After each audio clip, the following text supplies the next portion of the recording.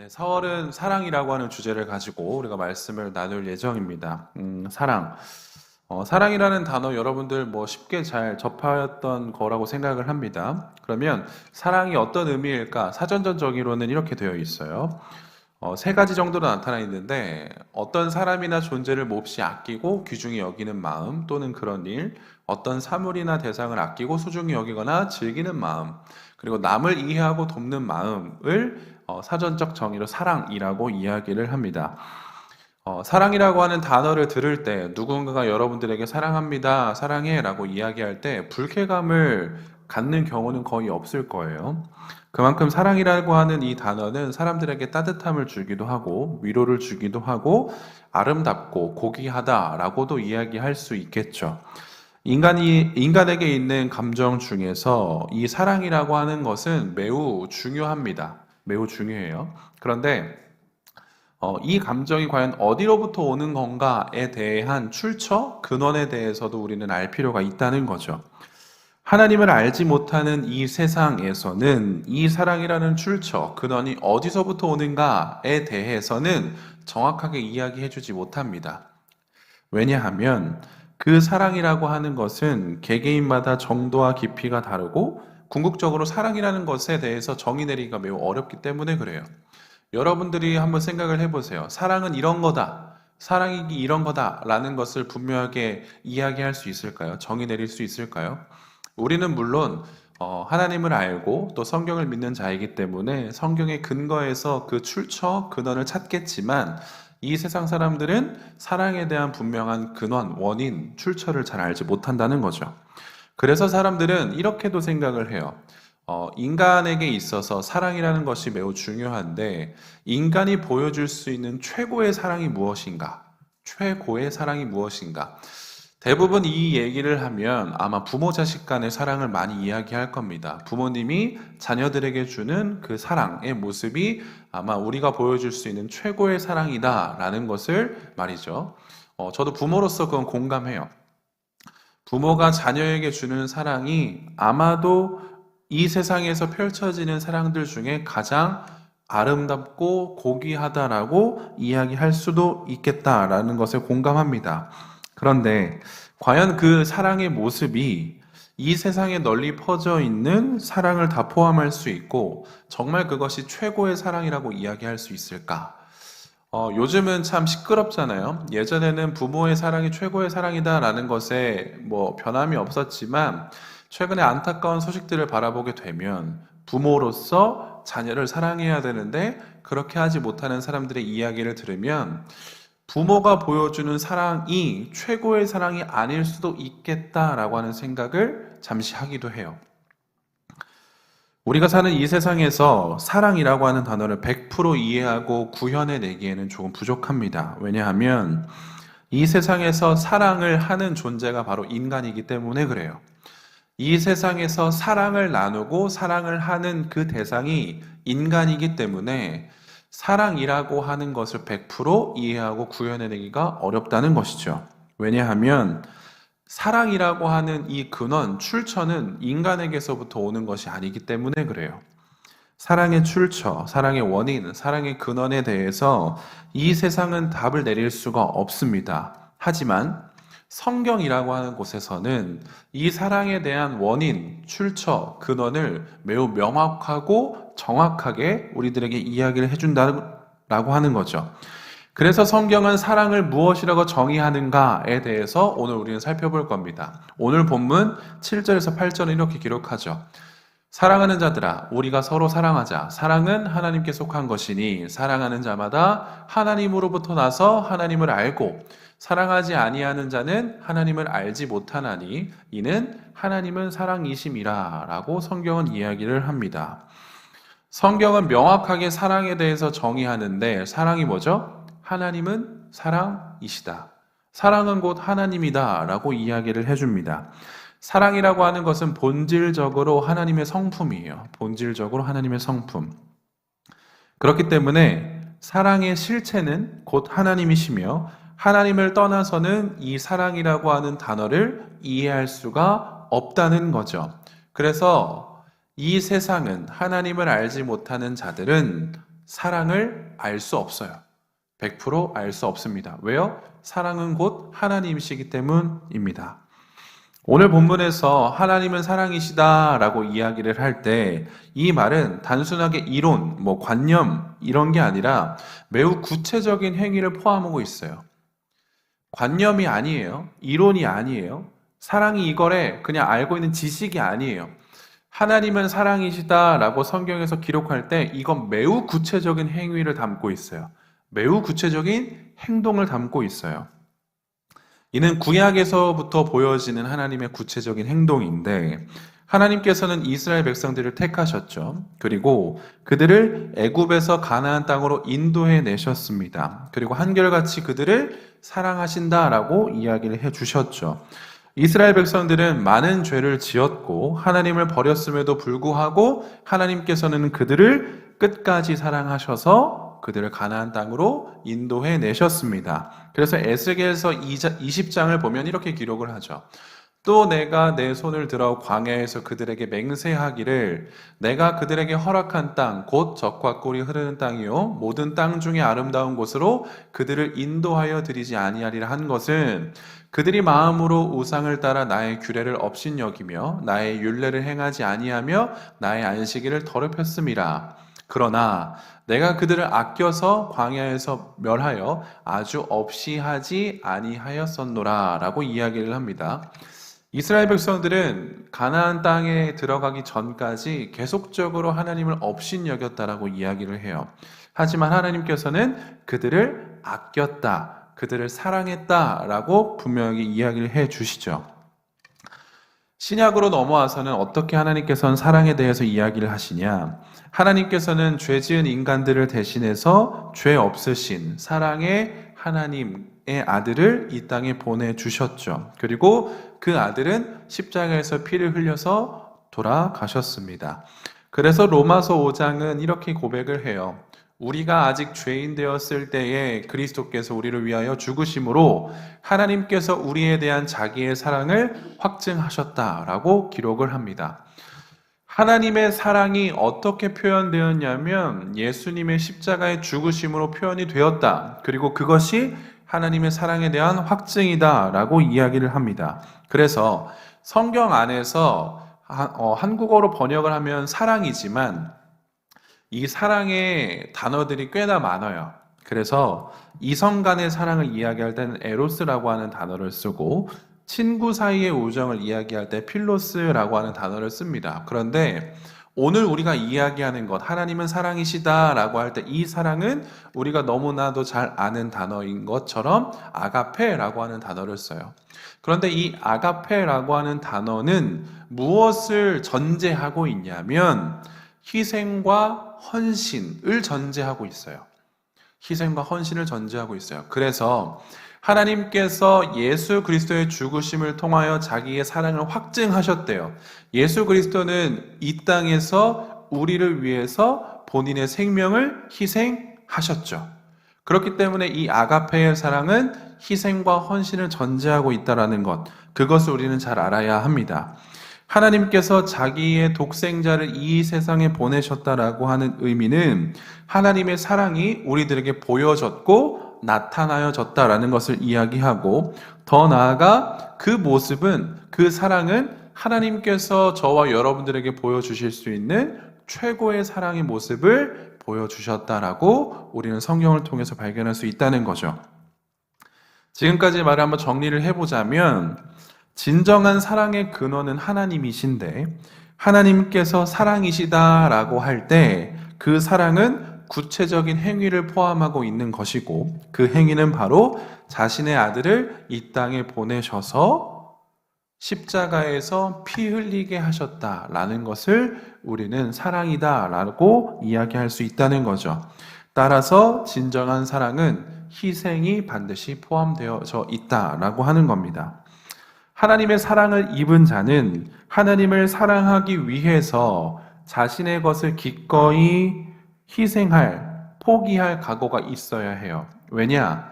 하나님의 사랑이 그 모습이었기 때문에 우리 또한 그 사랑의 모습을 닮아서 나의 귀중한 것을, 나의 소중한 것을 희생하고 포기할 수 있어야 된다라고 하는 것입니다. 그게 바로 사랑이라고 하는 거죠. 하나님은 우리를 이렇게 사랑하셨어요. 자신의 것을 포기하고 희생하시면서까지 사랑해 주셨죠. 그의 아들 예수를 내어줌으로써까지 우리를 사랑하셨습니다. 그런데 여러분도 잘 아실 거예요. 사랑은 일방적이 아니에요. 그냥 짝사랑이 아니라는 거예요. 상호 간의 사랑을 표현할 수 있어야 돼요. 그렇기 때문에 하나님께서 우리들에게 이 사랑의 모습을 보여주셨다라고 한다면 우리도 하나님에 대한 사랑의 모습을 보여줄 수 있어야 된다는 거예요. 그러니까 우리가 단순히 하나님, 저도 하나님을 사랑해요 라고 하는 이 말이 아니라 구체적인 행위로, 구체적인 표현으로 하나님의 사랑을 이야기할 수 있어야 된다는 거죠. 때문에 오늘 본문 11절과 12절을 뭐라고 이야기하냐면 사랑하는 자들아 하나님이 이같이 우리를 사랑하셨은즉 우리도 서로 사랑하는 것이 마땅하도다. 어느 때나 하나님을 본 사람이 없으되 만일 우리가 서로 사랑하면 하나님이 우리 안에 거하시고 그의 사랑이 우리 안에 온전히 이루어지느니라 라고 이야기를 해요. 하나님은 보이지 않으시죠? 하나님은 영이시기 때문에 보이지 않아요. 그런데 우리는 하나님을 사랑해야 한대요. 왜냐? 하나님께서 우리를 사랑하셨기 때문에. 그러면 보이지 않는 하나님을 어떻게 사랑할까요? 이게 가장 큰 고민이겠죠. 보이지 않는 하나님을 사랑하는 것. 그저 단순히 하나님을 사랑합니다 라고 고백하기만 한다면 우리는 사랑하는 자가 되는 건가?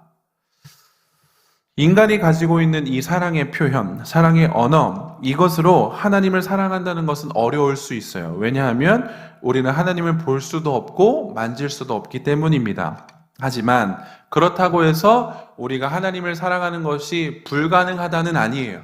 우리는 하나님을 사랑할 수 있어요. 그럼 어떻게 사랑할 수 있냐? 그 방법이 무엇이냐? 라고 했었을 때 오늘 본문은 이야기해 주기를 서로 사랑하래요. 서로 사랑하라. 조금 더 구체적으로 이야기하자면 서로라고 하는 대상이 있는데 그 대상은 하나님의 자녀들이에요. 하나님의 자녀. 하나님의 자녀가 서로가 서로를 사랑함으로써 우리는 하나님을 사랑할 수 있다라고 오늘 성경은 가르쳐요. 하나님의 자녀. 여기에 모인 여러분들이 서로 사랑할 때 내가 하나님을 사랑하는 자로 표현될 수 있다는 거예요. 이해되시죠? 하나님의 사랑을 받은 자는 그 사랑을 단순히 말로 표현하는 것에서 그치지 않아요. 그리고 구체적인 행동으로 표현될 수밖에 없다는 겁니다. 그래서 가족, 친구, 교회 공동체에서 뿐만이 아니라 우리의 일상에서도 구체적으로 나타나게 되어져 있습니다. 사랑이라고 하는 것이. 특별히 하나님이 먼저 우리에게 보여주셨던 그 희생의 사랑을 우리 또한 서로를 위해서 기꺼이 해낼 수 있어야 된다라고 이야기를 해줘요. 하나님의 사랑, 표현할 수 있는 방법, 서로에 대한 사랑이에요. 여러분들 셀 안에서 우리 더불어 청년부 공동체 안에서 사랑할 수 있어야 돼요. 그게 하나님을 사랑하는 표현이에요. 근데 이게 쉽지 않다는 말이죠. 쉽지 않아요. 왜 그럴까요? 왜 쉽지 않죠? 옆에 있는 사람을 위해서 기꺼이 여러분들의 것을 포기할 수 있나요? 내 옆에 있는 사람, 내 앞에 있는 사람을 위해서 기꺼이 내 것을 포기할 수 있나요? 아니요, 우린 그렇게 하지 못해요. 그게 어려워요. 그래서 사랑은 어려운 거예요. 그래서 인간적인 사랑은 이 교회 내에서 중요하지 않은 거예요. 말로 하는 사랑은 중요하지 않단 말이죠. 그러면 진짜 하나님의 사랑을 경험했어요. 그 희생적이고 헌신적인 사랑을 경험했단 말이죠. 그리고 우리도 그 사랑을 보여줄 수 있어야 된다고 성경은 가르쳐주고 있습니다. 그러면 조금 어려운 부탁을 제가 여러분들에게 할 거예요. 내 앞에 있는 사람이, 내 옆에 있는 사람이 나의 감정적으로, 나의 정신적으로, 나의 육체적으로 피해를 줬음에도 불구하고 그 사람을 사랑할 수 있어야 된다는 거예요. 매우 어렵죠. 매우 어려워요. 그래서 이 사랑의 출처가 어디서부터 오는지를 명확히 알아야 돼요. 인간적인 마음이라면 나를 해하고 나에게 불이익을 준 그 사람을 사랑할 수가 없어요. 그건 당연한 거예요. 인간적으로 당연한 거예요. 그런데 우리가 지금 언급하는 사랑은 인간적인 사랑이 아니라고요. 하나님으로부터 주어지는 사랑이에요. 그래서 오늘 본문 요한은 얘기하는 거예요. 인간적으로 사랑하지 말고 하나님으로부터 오는 그 사랑으로 서로 사랑하라는 거예요. 이해되시나요? 내 앞에 있는 자를 바라볼 때 인간적인 눈으로, 인간적인 마음으로 대하지 말고 하나님의 마음으로, 하나님의 사랑으로 대하라는 거예요. 그러면 사랑하지 않을 사람이 없겠죠. 왜요? 하나님이 날 사랑하셨으니까요. 여러분들은 어떤 존재세요? 나라고 하는 사람은 어떤 존재세요? 여러분들은 하나님으로부터 사랑받을 자격이 있었던 자들인가요? 아니요. 우린 자격조차 논할 수 없는 죄인 중에 괴수였어요. 그런데 하나님은 값 없이, 아무런 조건 없이 우리를 사랑하셨다고요. 그래서 지금 저와 여러분들이 이 자리에 있는 거예요. 그래서 저와 여러분들은 구원받은 자다라고 이야기하는 거예요. 아무런 조건이 없었다고요. 그저 하나님께서 나를 사랑하시기에 내가 이 자리에 있는 거라고요. 그 사랑이 하나님의 사랑이라고 한다면, 그리고 그 사랑을 우리도 보여주어야 한다라고 한다면 다른 조건이 있을까요? 이 사이에서 우리는 항상 싸워야 돼요. 인간적으로 사랑할 것이냐, 하나님의 사랑으로 사랑할 것이냐. 그런데 오늘 본문은 하나님의 사랑으로 사랑하면 내 안에 하나님이 거하신대요. 그리고 나도 하나님께 거하는 자가 된대요. 그리고 그 모습을 보고 사람들은 안 돼요. 아, 저 친구가, 저 사람이 정말 하나님을 사랑하는 자구나. 이걸 안다는 거죠. 서로 사랑하는 것. 단순히 말로만 사랑하는 것이 아닙니다. 구체적인 행동을 담고 있고 행위를 담고 있어요. 요한일서 4장 19절과 21절은 이렇게 이야기를 하죠. 우리가 사랑함은 그가 먼저 우리를 사랑하셨습니다. 기억하셔야 돼요. 하나님께서 우리를 먼저 사랑해 주셨어요. 그래서 우리가 사랑할 수 있는 거예요. 하나님께서 먼저 나를 사랑해 주셨기 때문에 그 사랑을 힘입어서 나 또한 서로 사랑할 수 있는 거예요. 누구든지 하나님을 사랑하노라 하고 그 형제를 미워하면 이는 거짓말하는 자니 보는 바 그 형제를 사랑하지 아니하는 자는 보지 못하는 바 하나님을 사랑할 수 없느니라. 너무 무섭지 않나요? 저는 하나님을 사랑해요. 그런데 형제를 미워해요. 그건 거짓말이래요. 하나님 보시기에 그렇대요. 사랑하지 않으면 하나님께 속할 수 없어요. 사랑하지 않으면 그리스도 안에 속할 수 없어요. 사랑하지 않으면 성령 안에 속할 수 없어요. 오늘 성경 우리들에게 이야기해 주죠. 21절 우리가 이 계명을 주께 받았나니 하나님을 사랑하는 자는 또한 그 형제를 사랑할지니라. 우리는 이 계명을 받았어요. 자, 하나님의 계명 여러분들 받기 원하세요? 하나님의 말씀, 하나님의 뜻 여러분들 받기 원하세요? 알기 원하세요? 자, 그렇다라고 한다면 여러분들에게 행해야 될 것이 있어요. 반드시 해야 될 것이 있어요. 그걸 반드시 지키셔야 돼요. 지키는 게 우리들에게 주어진 영역이에요. 만약 여러분들이 정말로 하나님의 말씀을 듣기 원하고 하나님의 계명을 듣기 원한다면 그걸 왜 듣지? 라고 한 번 더 생각해 보세요. 그걸 듣는 이유는 그걸 지키려고 듣는 거예요. 그걸 따르려고 듣는 거예요. 들었어요. 근데 좀 별론데요? 넘기려고 듣는 게 아니라고요. 하나님의 말씀을 들었노라면 우린 그걸 행해야 돼요. 근데 오늘 말씀하시네요. 서로 사랑하라고요. 하나님의 사랑으로. 내 마음 가운데 혹시 있어요? 그 사람? 그 사람 사랑하라고요. 그 여자 사랑하라고요. 그 남자 사랑하라고요. 에로스의 사랑이 아니에요. 아가페의 사랑이에요. 희생하고 헌신하는 거예요. 왜? 먼저 나를 사랑하신 분이 하나님이시니까. 먼저 나를 그렇게 사랑하신 분이 하나님이시니까. 손해 갔나요? 우리는 이 지점에서 우리는 늘 생각하죠. 역시 그리스도인을 손해보는구만. 역시 그리스도인들은 그냥 바보야. 그냥 나에게 피해를 끼쳐도 줄곧 사랑하래. 역시 이게 뭐 정신승리인가? 이렇게도 생각할 수 있다는 거죠. 그런데 진짜 사랑을 해보신 분들은 아실 거예요. 그건 매우 어렵지만 그 사랑을 하는 순간 여러분들은 하나님 안에 거하고 하나님으로 인하여서 하나님을 위한 삶을 살아가게 된다는 거죠. 그걸 우리가 경험했으면 좋겠어요. 청년의 때에. 말씀을 마무리하겠습니다. 사랑이라는 것은 하나님의 본성이에요. 사랑이라고 하는 것은 하나님의 본성, 하나님 그 자체예요. 그 자체. 사랑의 하나님은 저와 여러분들을 먼저 사랑해 주셨어요. 그리고 그 사랑의 모습을 아주 구체적인 행위로 보여주셨죠.